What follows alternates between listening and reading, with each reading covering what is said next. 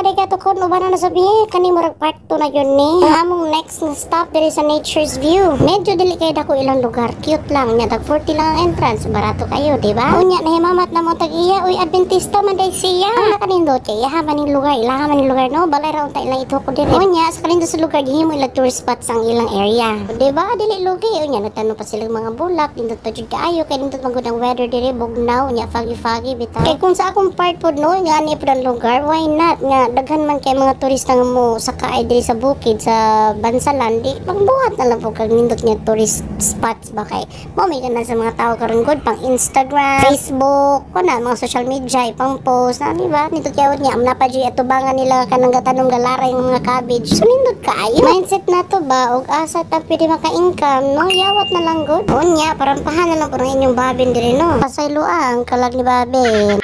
Bitaw, uy, nakanindot diri bisan gamay rin nga lugar na apod sila gamay nga mga rooms, hotel kung gusto ka mag-overnight. Anyway, diri dapitan no, daghan ko nakita niya mga bago bitaw sa akong panan ang mga bulak. Tungod siguro ni sa Kabugnaw ba, mutubo yun diri. Anyway, hanto diri na lang mga guys. Oo, kung ano pod may mangita na pod may asa ang mong next destination. Bye, ingat.